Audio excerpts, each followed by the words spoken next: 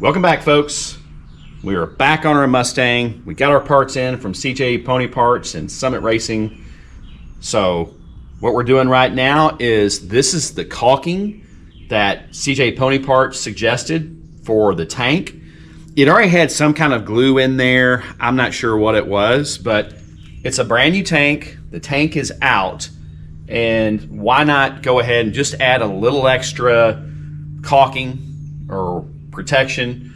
So this is going to keep it from chafing and rattling and making noise and everything else. A lot of times I've heard fuel tanks, because they didn't put on the straps, they wouldn't put the rubber or something on there. It's just metal to metal, and you know not to do that, right? I've seen some people do some pretty iffy things, and you hear something squeak, well, it'd be the gas tank squeaking. But anyway, this is a pretty good design by Ford. I actually like the way they put the tank in from the top. So we got our caulking on. We're going to go ahead and install the tank and put our new screws in from CJ Pony Parts and start buttoning this thing up before we start drilling holes for the bulkhead connector.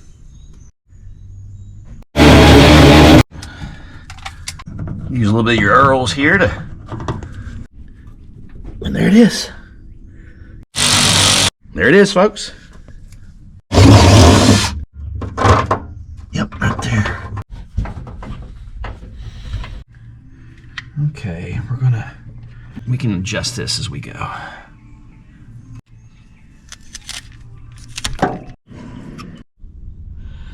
Well, we are at a point, unfortunately, we didn't get the right bulkhead connectors that I like, and I didn't like the fittings that I received, so I've ordered another set of fittings. Now, what I did do, because I'm trying to keep forward progress on this thing, I've used some of my hoses and AN fittings to temporarily plumb that fuel tank to the Sniper. We just did a pressure check, and what I did, if you come back here, I took my power probe. Anytime you're doing one of these systems, and I had to cut because, like a dumbass, I totally got these backwards on my weather pack. So talk about being pissed off, and that is one harebrained mistake. God, I get mad at myself when I do that. Anyway, these are going to get cut back off and another weather pack's back on. But we've been working on this thing for a while. The tank is now bolted in. We put our perimeter caulking around it. He's got all his new screws around the tank. Of course, we need to vacuum this out. The gas gauge, something's weird about the gas gauge. It is registering, but it's not correct. I put 5 gallons back in this, and it's showing under an 1/8. And I think this may be a 20-gallon tank. But when I energized it with my power probe, the gauge didn't go all the way to full. So I don't know what's going on there. There may be a gauge issue, but I'm going to pull this back out here and make adjustments. It is working, but it's not correct. So I'll get to that. I'll pull that back out, and I'm going to move that ball all the way up and see if the gauge goes to full. If it doesn't, we've got to figure something out with the gauge. But this is temporary, these stupid crappy butt connectors. I hate them, but I had to make forward progress for the time. We'll put our connector back on, like I said. So what I did is took my power probe. Anytime you're doing one of these EFI systems, that power probe is your best friend. You can power stuff up, not the computer or anything like that. Don't use it on a terminator you have like 0.5 voltage reference. This is just, the Sniper was not even hooked up. This is just checking the pump. So I energized the pump, and we put it up on the rack. No leaks anywhere. We did it several times just to check. I don't like firing these cars up unless I know my fuel system is sealed up. So those connectors are going to be here probably Tuesday, I think. So we'll go back and redo this. But time being, this will allow us to at least fire the engine up and get it programmed and have that behind us. Now let me show you something else we're going to have to get. And Barry's going to want this done. It's no big deal, but these fittings, I mean, you look at this ground, that's just waiting to leave him on the side of the road. So I'm going to get a new lead for that. I'm going to get some nice terminals. I don't like this. So we'll get something set up that looks nice and works good for Barry. It's got to be right for my friend. So that, I believe, is that a, yeah, think that goes to the ground on the engine. Yeah, it does. So I'll get a nice factory one. But for these EFI systems, you really want this stuff to be good, and you want full integrity here. Something else, we made sure that our leads, nothing's on the headers. Again, before you fire one of these things up, you want to make sure there's nothing on your exhaust. It's imperative. Here's what's really cool about Sniper 2. This fitting 10 times better than the Sniper 1 that you can't ever get broken loose and disconnected. This is much nicer, much better. And I'll tell you something else. So the O2 sensor's on the passenger side. I had to let the header loose to pull plugs and get all that stuff out to look, you know, you saw, check mechanical integrity of the engine. I don't know what brand of headers these are. I have done several first gen Mustangs with 289s and headers, and I have never had this much difficulty. These headers are a pain in the rear. I'm going to tell you, if Barry ever decided to go to another set of headers, there's one company that I use for Fords, and they only make headers for Fords. It's called Ford Powertrain Applications, FPA. I think they're in Washington State. Their headers fit like a glove. Usually when you have headers that are huge pain to put on, they're not the best headers. When it comes to a Mopar, I'm not putting a set of headers on your damn Mopar unless it's TTI. And they can still be a pain. But Ford Powertrain Applications, they are by far and away the best. So now what I'm about to do, that we've checked for all the leaks, I'm about to have Trish, we're going to turn the key on, and I'm going to have her show you guys. We're going to see if it powers up, and we're going to program it, and then we're going to try to start it. So here we go. All right. Okay, looks like we're on. So, okay. All right, let's go to our wizard. Sniper wizard. We got a Sniper 2, and we got a V8, and we got a 289. Oops. These things are really sensitive sometimes. I don't like this about Holley's Sniper systems. If you look at those systems by I think I forget what they're called, but they have much nicer handhelds. Okay, next. I think it was Aces. All right, next we got 289. All right, this thing is not, it doesn't have a hot cam. It's pretty docile, but I want to go for about, let's go for about 750 for now. And we can always change that. Next. All right, we got a stock cam. It's a little overstocked. It's mild, I would say. Next. No power adders. Next. All right, we got the coil negative, the yellow wire. Remember we hooked to the coil? There we go. Next. All right, let's start the program. All right, it says cycle the ignition. Okay, so I'm going to hit OK. And I'm going to cycle this ignition. I don't know if they need to hit OK first or what, but let's go ahead. And I like to count to 10, 10, 9, 8, 7, 6, 5, 4, 3, 2, 1. And your pump's on. Okay. All right. So let's get our monitor going. Go to multi-gauge. I like to go to sensors. Okay, let's see what happens. So I'm going to hold this, and Trish getting ready to fire it up. All right, Trish, go ahead and fire it up.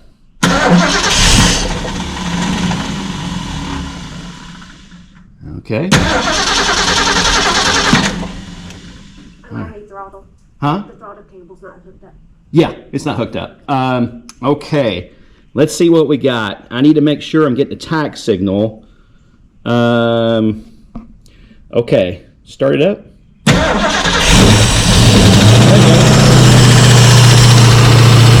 Little lifter deck's been sitting still for a good while. Second start. Listen to that. Fired right up on the second or third try. Right. I hear a lifter ticking. Golly. Let's see if that comes out. Man, it's smooth.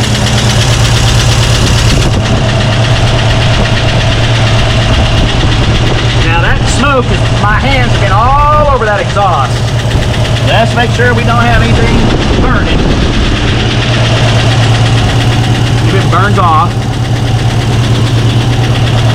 let that lifter tick try to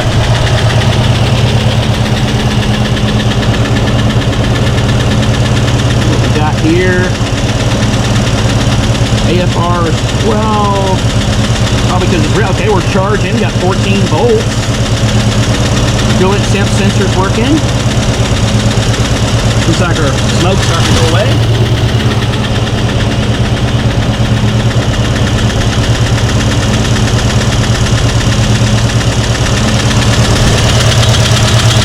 Now that's not lifter ticking. That's our. It did have a lifter tick at first. Now I think what I'm hearing is our injectors. They're all doing nice and pretty. Nice and pretty. I can't tell. Maybe we do have a lifter ticking. I'm not sure, but I know that these injectors will make a little noise too. So let's just let it sit here. And how's your oil pressure look?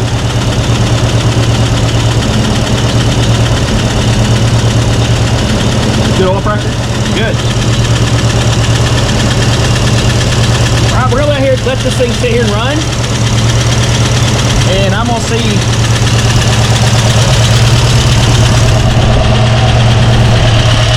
Sounds like it's coming from the injectors. I don't hear anything from the. Boy, it's smooth. Smooth, smooth. Let's see what it looks like from the. Uh-oh, kill it. We got a fuel leak. All right, we got a fuel leak. So we'll see what's going on. All right, honey, fire it up.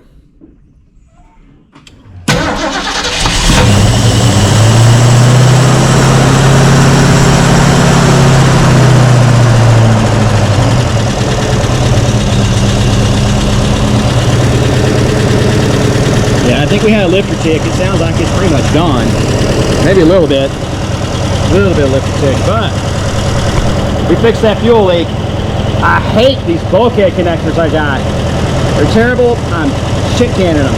So, starting over. But the good thing is, my main fuel steel lines, all of that routing and everything is tight as a drum. No leaks. So, we got all that fixed. No more fuel leaks in the back. Crappy connector they got on there. But, so far so good. Air-fuel ratio starting to tighten up. Clean it up a little bit. So it's at 125 degrees. That's probably why we're sitting there at 1200 RPM. We'll see if that comes down. It should start coming down.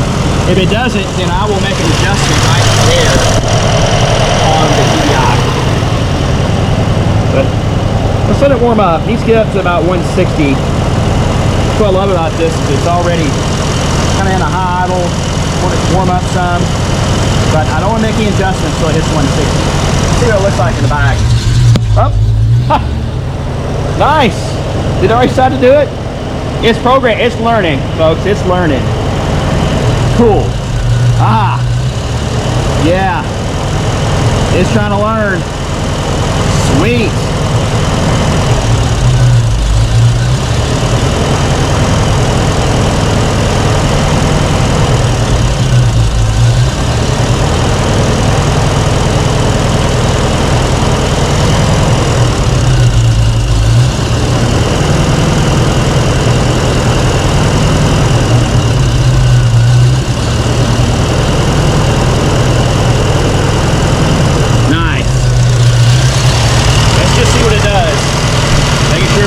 Something confused, but I don't have any, no header leaks.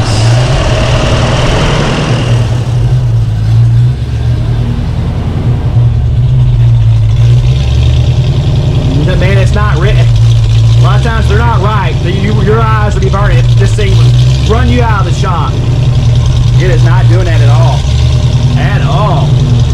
Very nice. Very nice. I think it's sitting here learning. Yeah.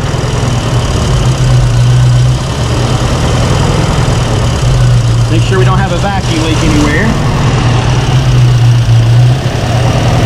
everything's capped off in the back. My booster goes to the intake manifold. I do have a PVC, but that's not necessarily a vacuum leak. Let's see, do I have a... Yeah, I do have a vacuum advance. Yep, right there. But there's nothing, there's no ports that are open right now. So I think it's just learning. Make sure we don't have a vacuum leak. I don't believe we do. Well, we're at 179, 178. So we need to figure out, it should be trying to come down to an idle. So I think I'm going to make an adjustment to the throttle body. Not getting hot, 178. Let's see if we can make an adjustment.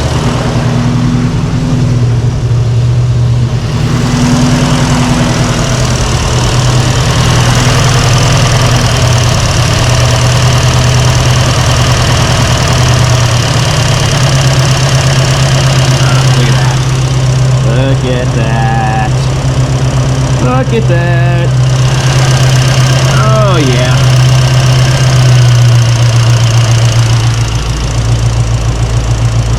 Listen to this thing just purr. Oh man.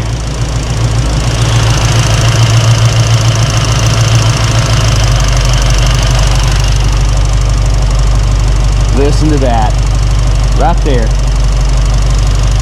Very jealous.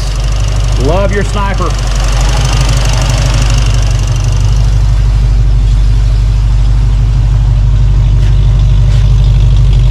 Oh yeah. Oh yeah.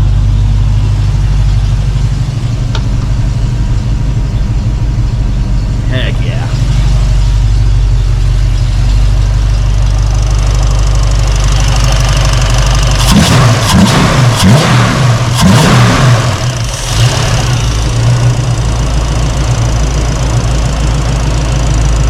Yeah, I think we nailed it.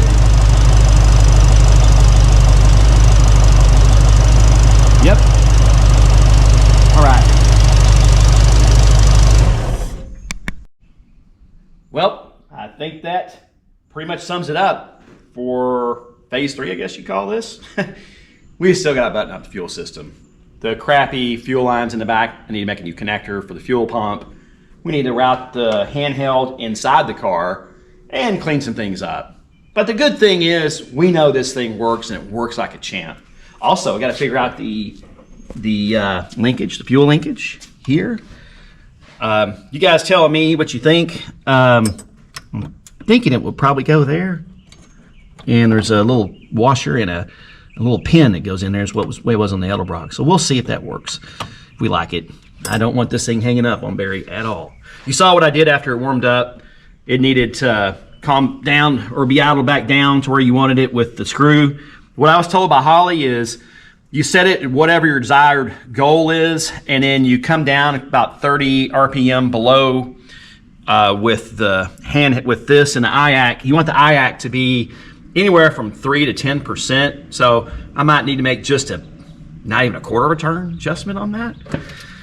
That's when we get into fine tuning it. Right now, it wants to learn. It's wanting to learn a lot. So no fuel leaks, got everything working like it's supposed to. Like I said, we've got to get you clamps on that battery. Everything's got to be sealed up because this got to be reliable for Barry. Another thing, a tool. Get yourself a power probe. If you're working on any of these old cars, any of them, you didn't have to be on the Sniper. If you're wiring it, get a power probe. That's one of your best friends as far as being in your toolbox. So, I think you guys saw how we hooked it up. We will do a comparison. Can't drive it because I've got a brake line I need to put in and install. Get that brake line on, and then we'll probably get everything buttoned up where we want it after the fuel system is on and nice and tidied up. So we'll probably do another video driving it with the Sniper before we put in our TKX. and then obviously we'll do a finale. So thanks everybody for watching. Please like, share, and subscribe, and I hope everybody had a good Sunday. Thanks everybody.